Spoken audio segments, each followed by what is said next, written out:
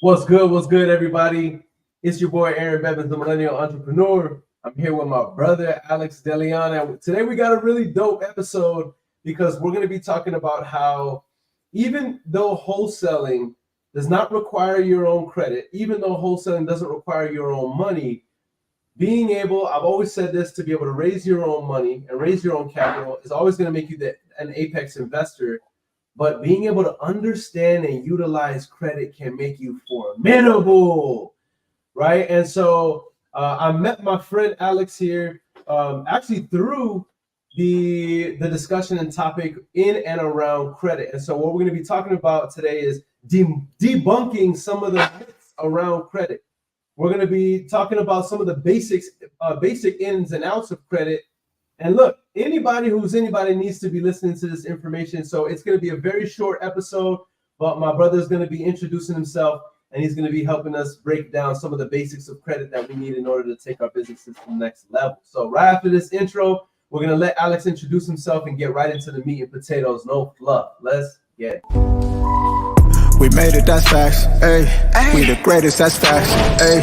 Prices raising, that's facts, ayy. That's right. But we paid it, that's facts, ayy. I did. They hate it, that's facts, ayy. Cause we changing, that's facts, ayy. We did. Can't blame them, that's facts, ayy. Cause we made it, that's facts, ayy. Cherry on top, that's a goat, yeah. Where you been, I wanna know, yeah. Greatest story ever told, yeah. Greatest story ever told, yeah. I know you wanna look up for this. Baby, let me turn you up a bit. You said you made it through hell and back. Give me the scoop, baby, tell the facts. Don't be shy. I love it. All right, Alex. So talk to us, bro. Give us a little quick intro about who you are, how you came into the industry, and then let's start talking about some of these topics around credit and how we can use it in business. Yeah, for sure. No, I appreciate it, Aaron. Thanks again for the opportunity to letting me be on your show and just share a little bit of knowledge over credit and what I've learned and I do appreciate it. So, but my name's Alex. I'm known as the 210 Credit Amigo here in San Antonio. My wife and I are the owners of Universal Recovery Consultants. We specialize in credit restoration, credit building, and business funding. So so it's definitely a passion that we have for this.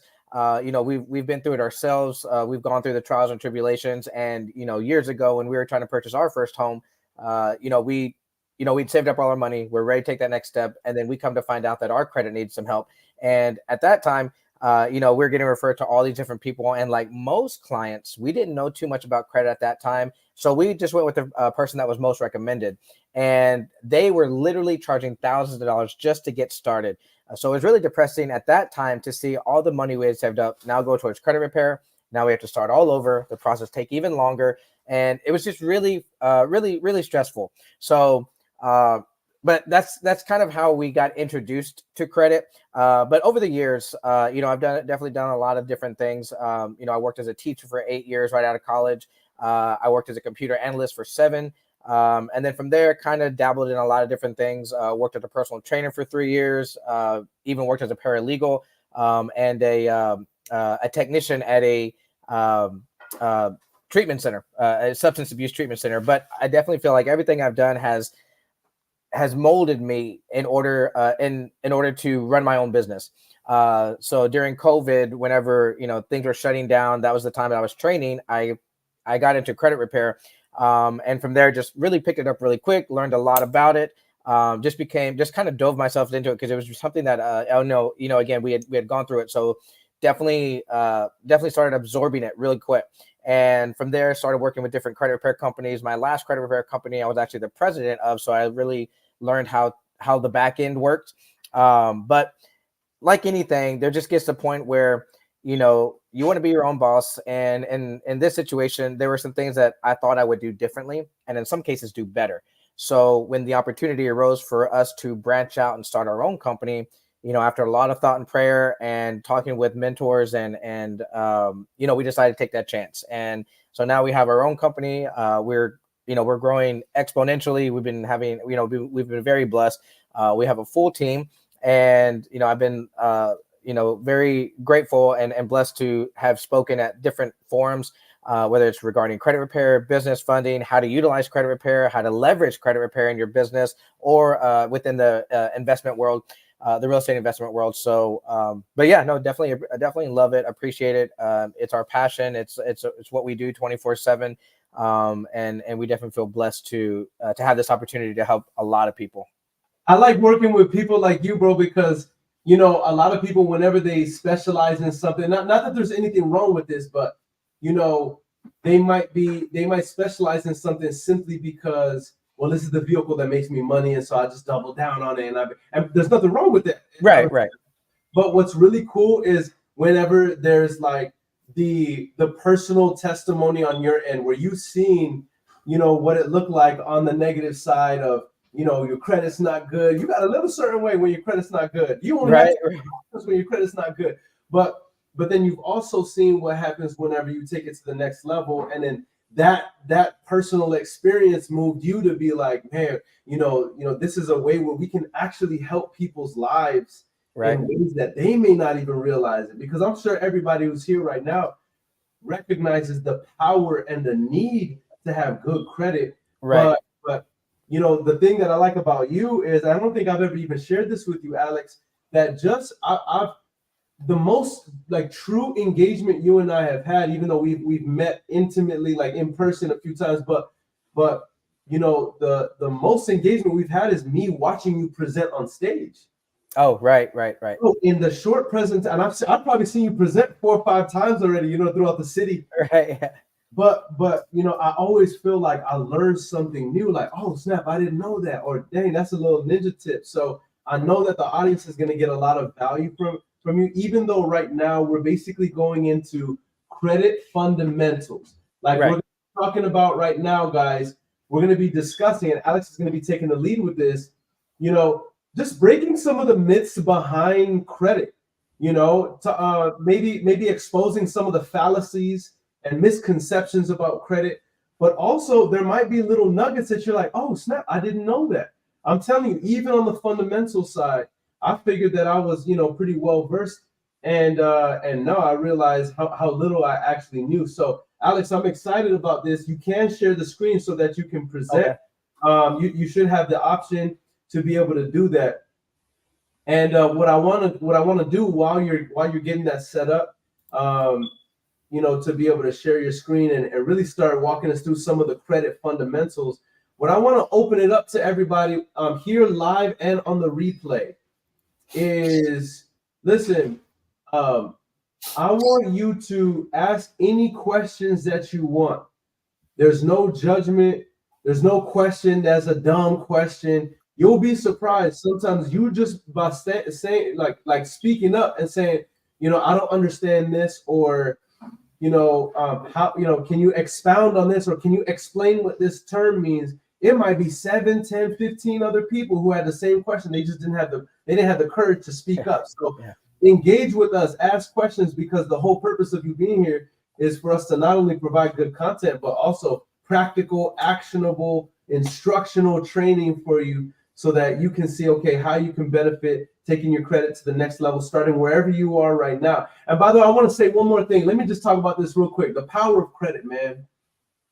The power of, credit is leverage, y'all. Mm-hmm. And the way I describe leverage is, what if I could put the same amount of effort into 10 times the output?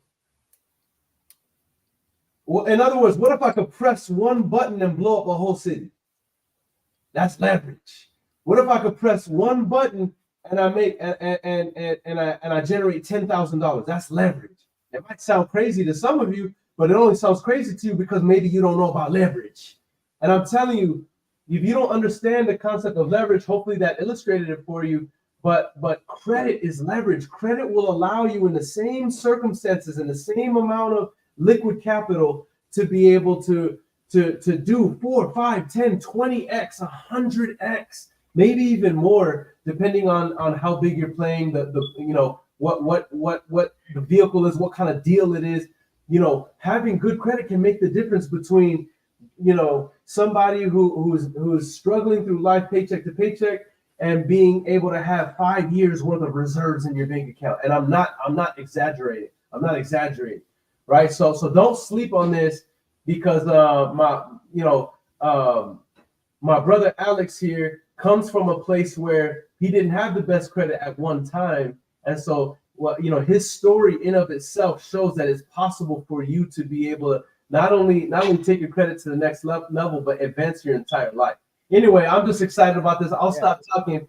Alex, I'm gonna go ahead and pull this up on the stage. That way we can hop in and get to it. Okay, great. No, I appreciate that, Aaron. And yeah, no, you're absolutely right. Credit is just a tool that you can utilize to leverage your business and a lot of other things. And the truth nowadays, it's a fact that a 700 credit score has more purchasing power than $100,000. So you definitely you don't have to use your credit, but it's nice to just have it. Because you always, in those situations, you want to have it and not need it rather than need it and not have it. That's right. And Alex, that is such and I'm not arguing with you at all. Obviously, you're the expert. But bro, I feel like you are not, I don't want to use the phrase dumbing it down or being too conservative, but bro, 100,000, bro, it has the power for millions if you look at it at right, scale. Right, yeah. Having a high credit score has the power and credibility to, if you play it in the right business play, right, credit can make the difference between you and 7 figures. Yeah, no, you're absolutely right. Yep. Right? I'm not exaggerating. No. Yeah, no, I'm definitely being more on the reserve side, but no, you're absolutely right. Yeah, you're absolutely right. I just want people to understand the value of what you're dropping here is the value to literally change their lives. So I'm excited, bro. I'm hyped.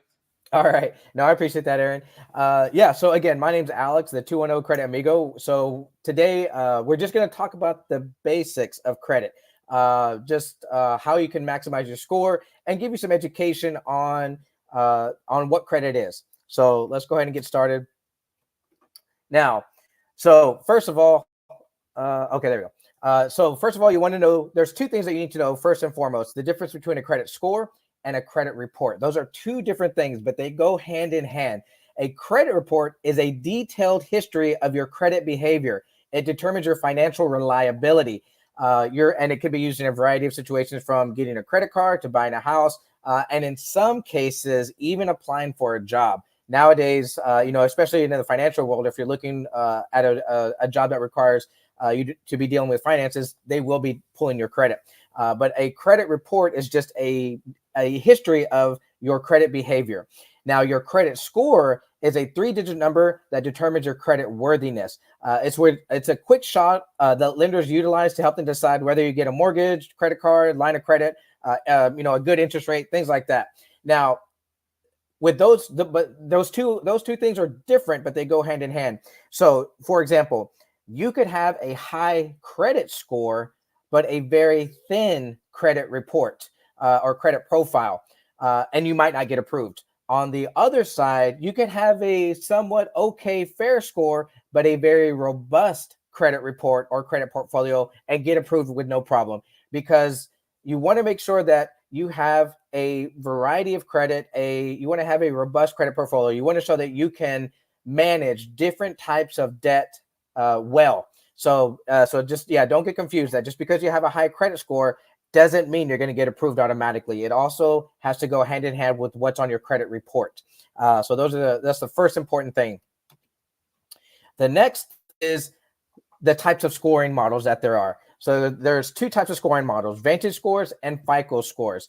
So your Vantage scores are what most credit monitoring systems utilize. Of course, Credit Karma is being the most popular one. Credit Karma uses Vantage scores, but 90% of your lenders that you utilize are going to be going with your FICO score. And your FICO score, again, even with FICO scores, there are different types of models, but the most popular being FICO's 8 and 9. Now the difference between Vantage scores and FICO scores: Vantage scores use a completely different algorithm, things way differently. So you want to be very careful whenever you're utilizing credit monitoring systems that use the Vantage scoring model. On average, you want to deduct about 30 points from your Vantage scores. So let's just say, for example, you're using Credit Karma.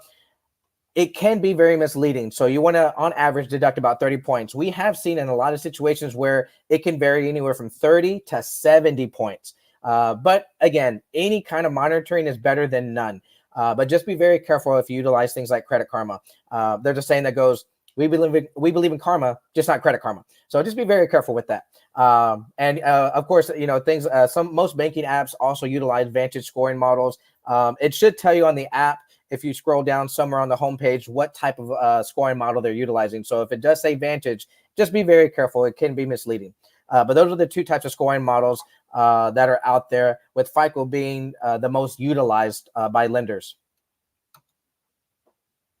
Now, as far as the credit bureaus, there's a lot of misconception as to what credit bureaus are and what do they do.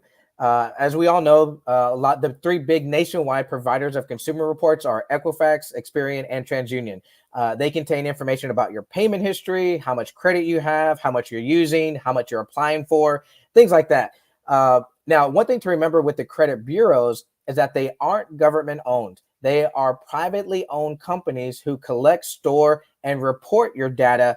And like any private company, they are in the business of making money. And the way that they make their money is by having these creditors, account holders report your data to the credit bureaus. Now, that's where it gets that's where your scores can start varying, because not every account holder is going to pay all three credit bureaus to report your data. Some might pay just one or two, which is where your scores might start varying. So if you look at your credit report, and let's just say you have let's just go with Old Navy. Let's say you have an Old Navy credit card, and you see that's being reported on Equifax and TransUnion, but not Experian. And that's because they're not paying Experian to report it. So yeah, so just be very careful. That's where your scores will start varying, and why you might not see one account on every single credit bureau.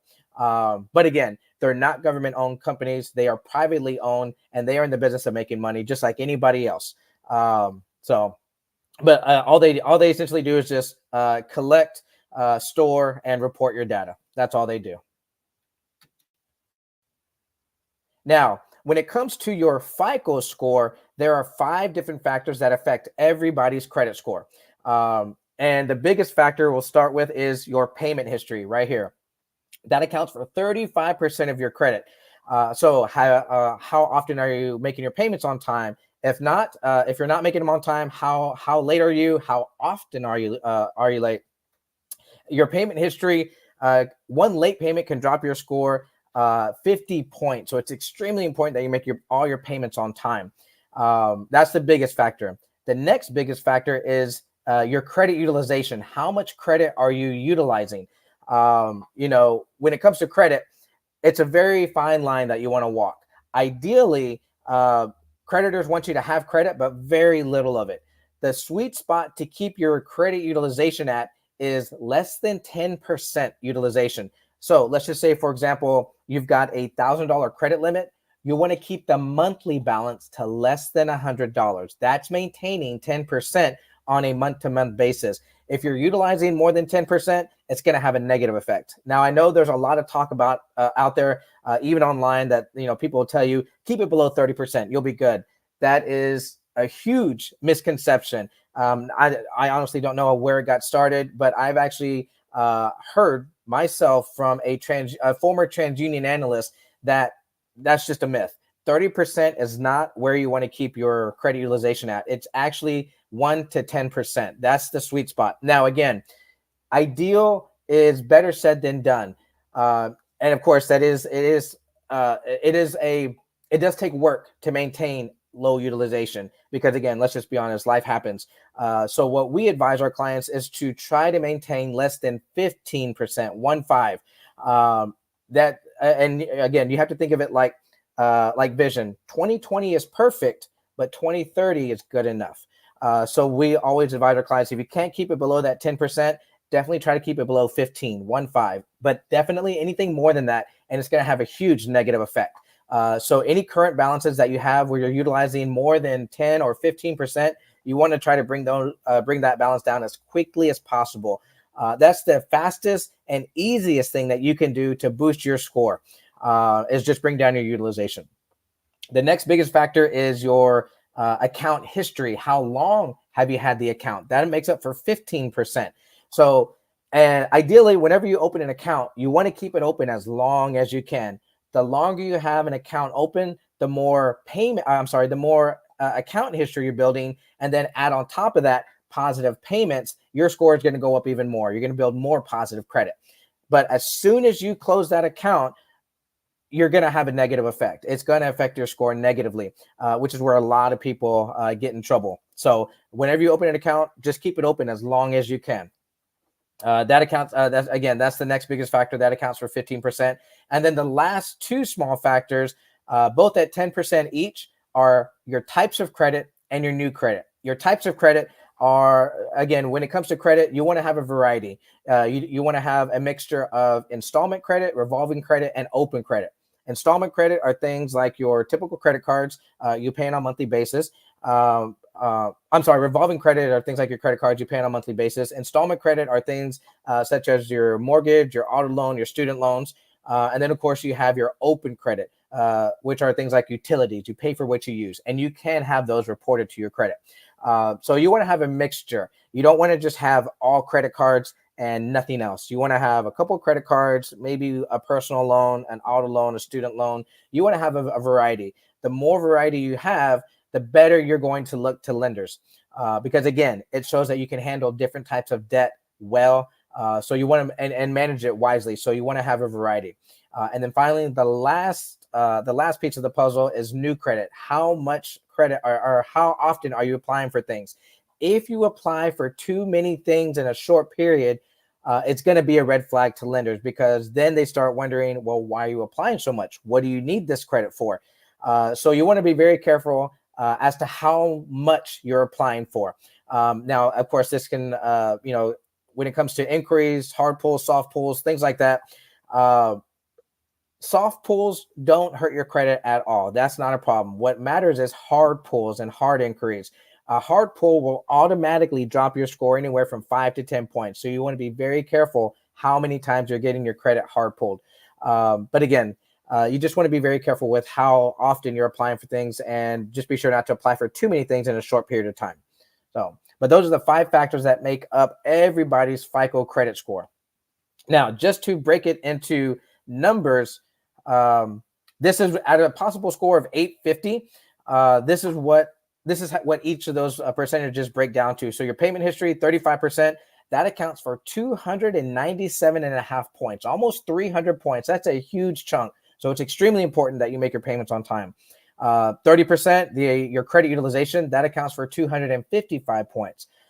Your credit history, how long have you had the account? 127.5 points. And then, of course, your last two types of credit and new credit, how often are you applying for things? 85 points each, for a total of 850.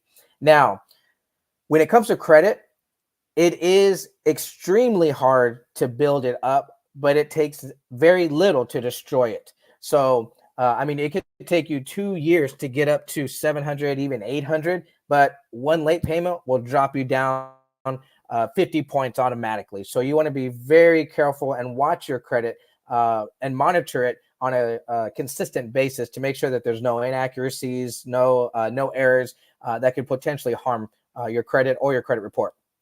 So, but again, and just from my experience from working within the credit repair industry, honestly, I have never seen anybody with an 850. I believe the highest I've ever seen is maybe an 815. So again, it's extremely hard to get, up into that high range, but it is possible. But again, anything over a 750, you're definitely doing a lot of things right.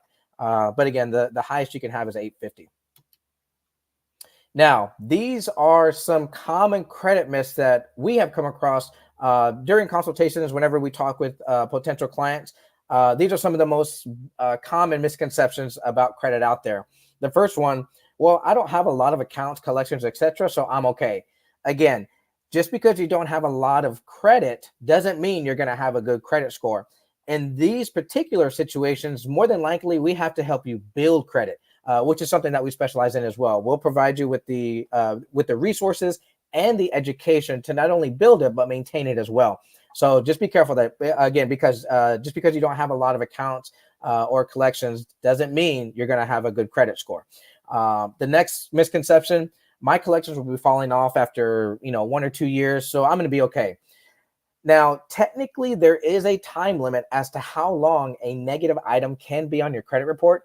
But what happens 99% of the time is whenever that time frame gets closer, your account holder will sell that collection to a third-party collector who will put it back on your credit report, and then the time frame starts over. And that can keep happening. It can keep getting resold until either it's not worth anything or enough time has elapsed, but that could be decades. We actually do have clients that are still showing collections on their credit report from the 1990s. So it is possible to just have that cycle over and over and just get resold and resold. So yeah, so again, you want to be very careful with that. That is a misconception as to how long a negative item can be on your credit report. The next common myth is I'm going to be closing out my account soon, so my score is going to go up. As I mentioned, account history makes up for is one of the three main factors that affect your credit report. So again, you want to make sure that when you open an account, you keep it open as long as you can. Now, in situations where you have installment credit, where you're actually paying the balance down, the goal is to eventually, zero it out. But the concept behind that is as you are making those payments, making positive payments, building that history for that particular account, you're building other positive credit as well. You're adding more credit lines. You're adding other things on your credit that will help boost it and build positive credit. So that by the time you finally finish paying off that installment account, you have enough positive credit built up that it's not going to hurt. And just to kind of give you some examples, we've had clients who finish paying off their auto loan and immediately their score drops 50 points and they're confused as to why. Well, when we take a look at their credit report, it's because they don't have very much else. They just maybe had that auto loan, a couple of credit cards, and that was it. So they didn't have very much history. So of course their score is going to drop because now that they've zeroed out the account and closed it, there's nothing else to report. So their score drops immediately. In other situations, we've seen a client pay off their car loan and nothing happens to their credit or their score drops very little. But that's because they've built up so much other credit. They've applied for credit cards. They've kept their utilization low. They haven't made any late payments. They've added maybe a personal loan, things like that. So it doesn't, so when they actually do close out that auto loan, it doesn't hurt their score very much. So again, just because you close an account doesn't mean your score is going to go up. Usually it actually has the negative effect and it'll drop your score because you just wiped away all that history. And again, another example would be, let's just say you have an Abercrombie & Fitch credit card from college and it's still open. You don't want to pay it off and close it because, especially if you've had it for 4 or 5, 6, 7 years, you've built up 4, 5, 6, 7 years worth of account history. So whenever you do close it out, or if you close it out, you literally just wiped away all that credit history. And now what was once a positive account is now a negative account. And now we have to work to get it removed. So just be very careful with that. The next misconception is I'm going to be paying off my debt soon, so it's going to get removed anyway. That's a huge myth. What usually happens 9 times out of 10 is people will enter into settlement agreements, which of course, again, one thing to remember with credit repair is that it's not credit forgiveness. You do still legally owe the debt.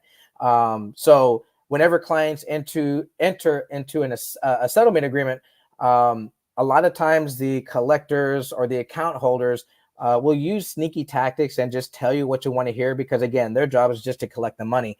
But usually what they'll tell you is, hey, just pay this amount. You don't have to pay the full amount. Pay this settlement agreement, and we'll get it. It'll help your credit. We'll get it removed. 9 times out of 10, what happens is they'll just change the account status from an unpaid collection to a paid collection. But regardless, a collection still a collection, and anytime anybody goes to pull your credit, it's still going to show up, and it's still going to have a negative effect. So in those situations, what we do is we'll provide our clients with what's called a pay to delete, so that whenever they do enter into a settlement agreement and they have that pay to delete letter signed by the creditor or the collector, once that final payment is made, the creditors are obligated to remove it from the credit report. That way they're not wasting their money. So just be very careful with that. If you are in any kind of settlement agreement, they can use sneaky tactics in order to just to get you to pay the debt. but it doesn't help your credit in any way. It'll remove the debt and lower your debt to income ratio, but it's still not going to positively affect your credit report. It's not going to do anything. So just be careful with that. The other common misconception is there's only one credit score that creditors look at. When it comes to the FICO template, there are over 30 templates that lenders utilize, all depending on what you're applying for. I know with mortgage lenders, since that's who we work with the most, mortgage lenders utilize FICOs 3, 4, and 5 when it comes to your home purchase. And then, of course, if you're applying for credit cards, they go with consumer templates of, I believe it's FICOs 8 and 9. And then, of course, you're applying for an auto loan. They use FICOs, I believe it's like 8, 10, and something else. Now they can utilize Vantage scores as well, but again, it's a mixture of those scoring models. So it could be FICOs 8, 9, and Vantage 3.0. But again, 90% are going to go with FICO. But there are over 30 different FICO templates. So again, it just all depends on what you're applying for. And then finally, the next one, or the last one, the reason why my score is so low is because of my inquiries. That's a huge misconception. Now, inquiries, as I mentioned, only account for 10% of your credit. So you have to think of it in numbers. So let's just say you apply, you've got 3 inquiries. That's like 3 points. That's not going to hurt your credit too much. It's when you start getting 60, 70, 80 inquiries, that can translate to 6, 7, 8, 9 points. And that can be the difference between a poor score and a fair score. And of course, in situations like that where we have had clients who have had 70 inquiries within a 2-year span, at that time, we definitely recommend stop applying for stuff. It's not helping. But yeah, just because you're applying for things doesn't mean it's going to hurt. Just again, be careful with how much you apply for. But there are other factors that will affect your credit other than just the inquiries and hard pulls. But those are some of the common credit myths that we come across on a daily basis with our clients during consultations. Now, let's see. Now, as far as 2023, there were some new updates that were made to the FICO model.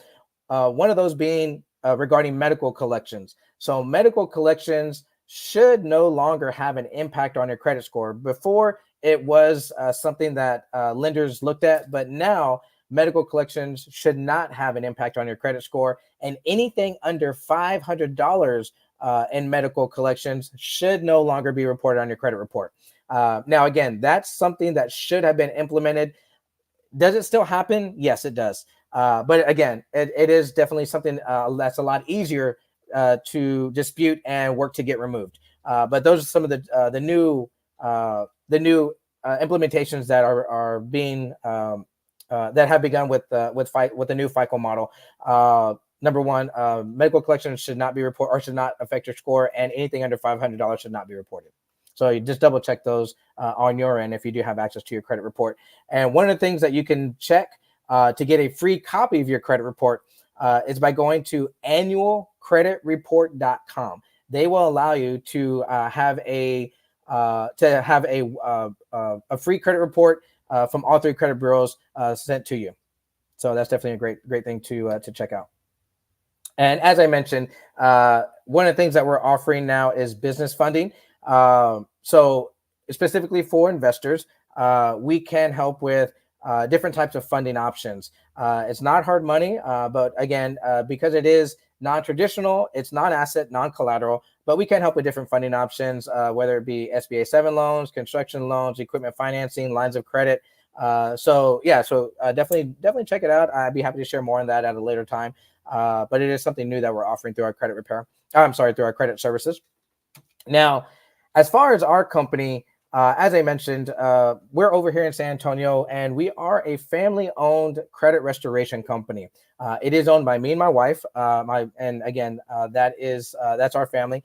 But one thing that has separated us from a lot of credit repair companies is the fact that we have become known as being experienced, honest, open, and transparent. It's a reputation that we have worked hard to build and work even harder to maintain.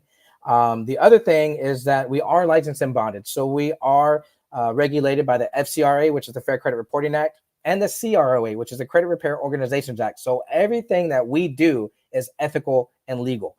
We just want to give our clients and affiliates a little more peace of mind that we're not some fly-by-night credit repair company. We are legit. And we do also have a local office here in San Antonio. And then, of course, we do offer partner and affiliate programs, and we have referral incentives. And we also offer affiliate and client portals so that not only can our clients have access to everything that we're doing and see their progress during their credit repair, but our affiliates do as well.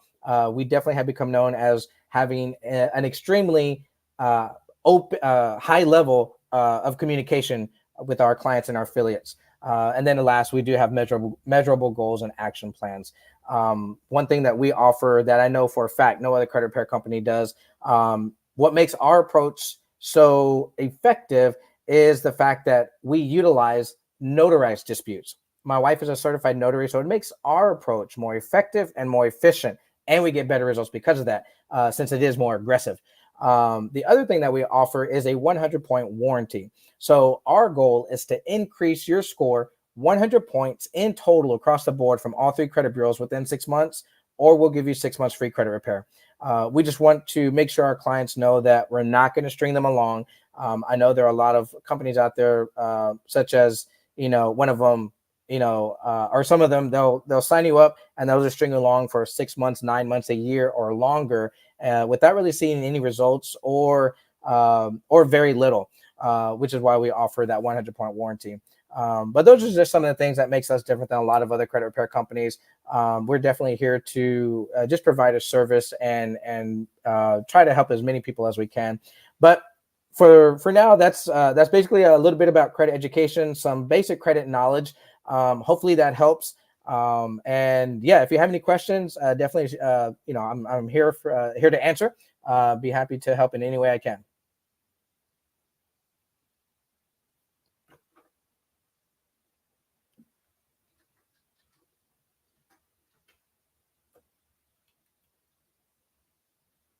Hey, Aaron. Sorry, I don't know if you're talking or not.